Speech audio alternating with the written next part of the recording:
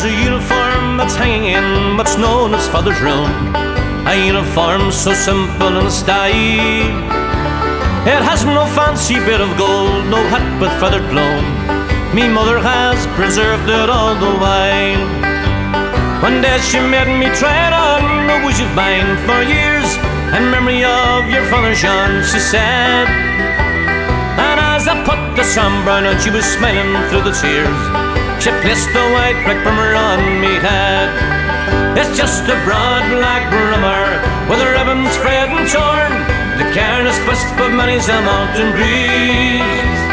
An old trench-coat that's all battle-stained and worn, and bridges almost dead bare at the knee.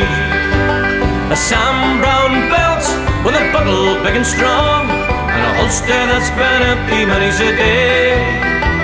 When men claim Ireland's freedom, no one shall choose to lead them, will wear the broad black brimmer of the IRA.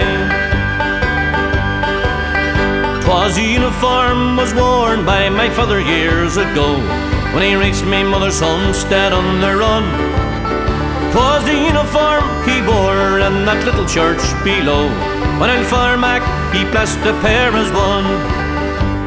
And after truce and treaty at the parting of the way, he wore it when he marched out with the rest.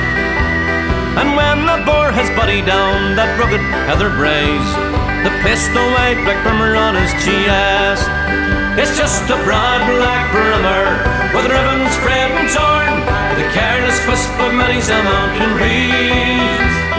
An old trench coat that's all battle-stained and worn, bridges almost dead bare at the knee. A Sam Brown belt with a buckle big and strong, and a holster that's been empty many's a day. When men claim Ireland's freedom, no one shall choose to lead them, will wear the broad black brimmer of the IRA. When men claim Ireland's freedom, no one shall choose to lead them, will wear the broad black brimmer of the IRA.